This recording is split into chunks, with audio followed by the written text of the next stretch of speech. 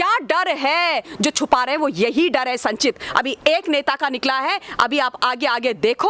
मैं निवेदन करती हूं अपनी इन्वेस्टिगेटिव एजेंसी से, मारिए छापा, कितना भी बड़ा नेता क्यों ना हो। इस देश से, इस देश की जनता से, इस देश के भविष्य से, इस देश में कानून और विधान से ऊपर कोई नेता नहीं है। कोई मरे मरे कुछ भी हो उनके साथ हो, हमें हमारी कुर्सी चाहिए बस।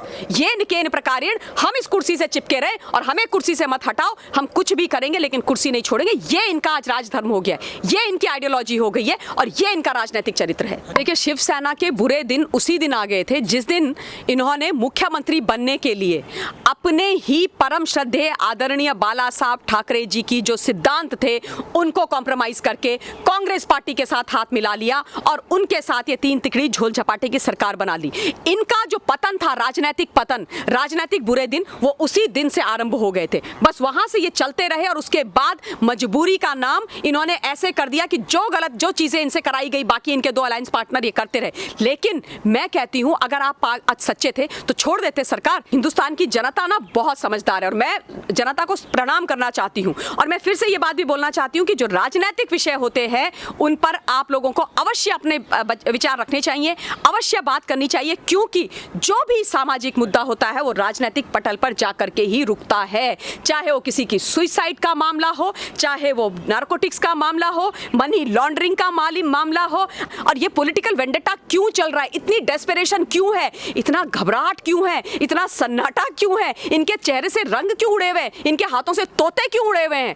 क्या डर है जो छुपा रहे हैं, वो यही डर है संचित। अभी एक नेता का निकला है, अभी आप आगे आगे देखो। मैं निवेदन करती हूं अपनी इन्वेस्टिगेटिव एजेंसी से, मारिए छापा, कितना भी बड़ा नेता क्यों ना हो। इस देश से, इस देश की जनता से, इस देश के भविष्य से, इस देश में कानून और विधान से ऊपर कोई नेता नहीं है। नेता जनता के द्वारा जनता के लिए है और जनता बिल्कुल हिसाब लेना जानती है। मैम, जिस पॉइंट ऑफ टाइम पे अर्नब गोस्वामी को गिरफ्तार किया गया था बिना किसी समन, बिना किसी नोटिस, और जब ये लोग बोल रहे थे कि बेफालतू में उनको गिरफ्तार किया, तब लोगों ने एक और बात बोली थी कि महाराष्ट्र सरकार और उद्धव ठाकरे जी ने, शिवसेना ने अपनी जो बर्बादी है उसकी शुरुआत कर दी है। तो आपको क्या लगता है, जिस तरीके से प्रताप सरनाइक पकड़े गए, तो क्या अब शिवसेना की बर्बादी शुरू हो चुकी है? क्या लगता है आपको? देखिए, शिवसेना के बुरे दिन उसी दिन आ गए थे जिस दिन इन्होंने मुख्यमंत्री बनने के लिए अपने ही परम श्रद्धेय आदरणीय बाला साहब ठाकरे जी की जो सिद्धांत थे उनको कॉम्प्रोमाइज करके कांग्रेस पार्टी के साथ हाथ मिला लिया और उनके साथ ये तीन तिकड़ी झोल झपाटे की सरकार बना ली।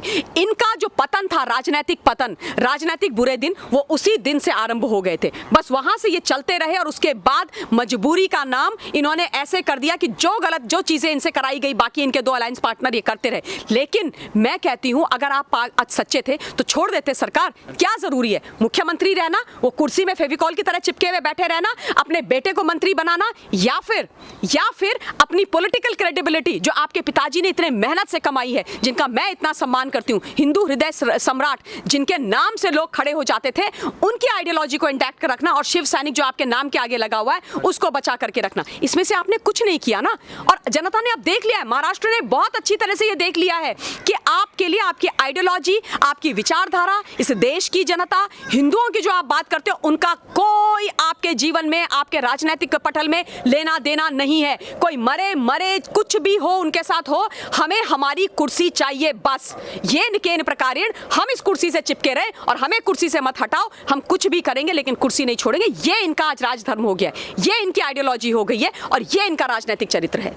मैम, वहीं अगर हम देखें तो किरीट सोमैया ने कुछ दिन पहले जो है वो बहुत बड़ा खुलासा किया था शिवसेना और बीएमसी को लेकर, 900 करोड़ के जो घोटाले की बात हुई थी, और अभी किरीट सोमैया ने इस चीज़ पर भी ट्वीट किया है। तो किस तरीके से देखती हैं आप इस चीज़ को? किरीट सोमैया बार बार लगातार इस चीज़ पर अपनी प्रतिक्रिया दे रहे हैं शिवसेना के खिलाफ, जो शिवसेना जो घोटाले कर रही है। तो क्या और भी ऐसी कई बातें होंगी और भी जो किरीट सोमैया और हमारे सामने लेके आएंगे? क्या लगता है आपको? देखिए, ऐसा है कि किरीट सोमैया जी जो हैं बड़े सीनियर बीजेपी के वहाँ के महाराष्ट्र के लीडर हैं और मैं भी उनके देखती हूँ ट्वीट्स, कई बारी फॉरवर्ड भी करती हूँ। बड़ा अच्छा वो काम कर रहे हैं, जिसे कहते हैं ना कि विपक्ष में बैठ करके खोद कर उन गलत लोगों की जो पक्ष में बैठे हुए और सत्ता का गलत इस्तेमाल कर रहे हैं, उनकी चीजें सामने निकाल करके लेकर के आओ।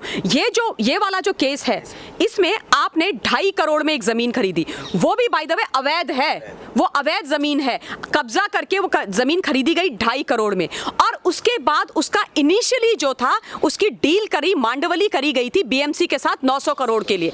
तो उस वक्त क्योंकि ये लोग सरकार में नहीं थे, मना कर दिया गया था। बीएमसी ने बोला हम नहीं खरीदेंगे बिकॉज ये जो है डिस्प्यूटेड प्रॉपर्टी है, ये इलीगल है, ये अवैध है, हम नहीं इसको खरीदेंगे। जिस दिन आज उद्धव ठाकरे जी मुख्यमंत्री पद की शपथ लेते हैं, दूसरे दिन बीएमसी के साथ डील हो जाती है। 2.5 करोड़ वाली का 900 करोड़ में डील होती है और उसके बाद 375 करोड़ रुपए और 357 करोड़ जितने भी हैं वो दे भी गए हैं। आपने उसका भुगतान कर दिया गया। अब आप सोचिए कितनी बड़ी कहानी है, अब आप सोचिए कितना बड़ा झोल है। अब आप ये सोचिए कि देश के साथ, महाराष्ट्र के साथ कितना गलत किया जा रहा है। अब आप ये सोचिए कि ये सच्चाइयां अगर कोई उजागर करेगा तो आप उसके पीछे पड़ जाओगे। ये आप बड़ा देश के पक्ष में काम कर रहे हो, आप ये जनता के लिए काम कर रहे हो, आप खड़े होकर के बड़ी बड़ी बातें कर रहे हैं। मुझे याद है इनके दशहरे वाला भाषण जो आपने दिया था, आपने इतनी बड़ी बड़ी बातें करी और उसमें आपने सिर्फ और सिर्फ जो है डायरेक्टली इनडायरेक्टली कुछ लोगों के बारे में बोला, उन लोगों के जो सच बोल रहे हैं, और ये जो आपके कृत्य हैं इनके बारे में बात ना की जाए। क्यों बात ना की जाए? आप मुझे ये बताइए संचित, अगर किसी भी प्रदेश में कोई भी नेता है, अगर वो गलत करेगा किसी भी जगह, उसको कटघरे में खड़ा किया जाएगा और प्रश्न किए जाएंगे। ये लोग क्या, हिंदुस्तान के अंदर एक कील हिल जाती है, एक कील, जबकि मैं आज कहती हूं कि मैं ये बात और पूरी जिम्मेदारी के साथ बोल रही हूं कि आज हिंदुस्तान बहुत ही कैपेबल प्रधानमंत्री के हाथों में है। हमारा सौभाग्य है कि नरेंद्र दामोदर दास मोदी जी इस देश के प्रधानमंत्री हैं, उनको ये लोग छोड़ते नहीं है। इतना सा अगर पत्ता इनके हवा चले और नॉर्मल पत्ता हिल जाए और इनको थोड़ी सी सर्दी लग जाए तो ये बोलेंगे अरे मोदी जी की कंस्पिरेसी है, हमारे घर के आसपास इन्होंने पेड़ ज्यादा हिला दिए, उससे हवा हो गई साहब और हमें देखो कोल्ड हो गया साहब, हम बोल नहीं पा रहे। तुम देश के प्रधानमंत्री के पीछे पड़े रहते हो, इतनी अनाप शनाप उलूल जुलूल बातें उनको बोलते हो, तब तुम्हारी वो विचारों की अभिव्यक्ति की स्वतंत्रता हो जाती है। किसको ठूसा जेल में, कौन गया जेल में? ऐसे ऐसे पत्रकार हैं जो इस देश को बेच के खा गए हैं, उनकी प्रॉपर्टीज निकालिए, आप निकालिए और देखिए हिंदुस्तान और पूछिए ना उनसे कहां से आई। तो इनको सच्चा जो पत्रकार है वो तो चुभेगा ही ना, क्योंकि उसको तो तुम खरीद नहीं सकते, तुम्हारी बिसाती नहीं है उसको खरीदने की। और ये बोलेंगे हमारे लिए आप कुछ मत बोलो। क्यों? क्योंकि तुमने वोट दे करके बटन दबा के गलती कर दी, अब हमें तो बना दिया। पर सॉरी, हिंदुस्तान की जनता ना बहुत समझदार है और मैं जनता को प्रणाम करना चाहती हूं। और मैं फिर से ये बात भी बोलना चाहती हूं कि जो राजनीतिक विषय होते हैं उन पर आप लोगों को अवश्य अपने विचार रखने चाहिए, अवश्य बात करनी चाहिए, क्योंकि जो भी सामाजिक मुद्दा होता है वो राजनीतिक पटल पर जाकर के ही रुकता है। चाहे वो किसी की सुसाइड का मामला हो, चाहे वो नारकोटिक्स का मामला हो, मनी लॉन्ड्रिंग का मामला हो, आपके पढ़ाई का मामला हो, आपके जीवन का मामला हो, आपके विकास का मामला हो, आपके बच्चों के भविष्य का मामला हो, हर एक मामला राजनीति से जुड़ा हुआ है। अगर आप राजनीतिक सोच और विचारधारा नहीं रखेंगे तो फिर आपको बहुत चीजें समझ में नहीं आएंगी। इसलिए आप समझिए और इन लोगों की खाल उतारिए, बिल्कुल शब्दों के बाण चलाइए और पूछिए इनसे, डरिए मत, बिल्कुल मत डरिए। बहुत बहुत शुक्रिया मैम।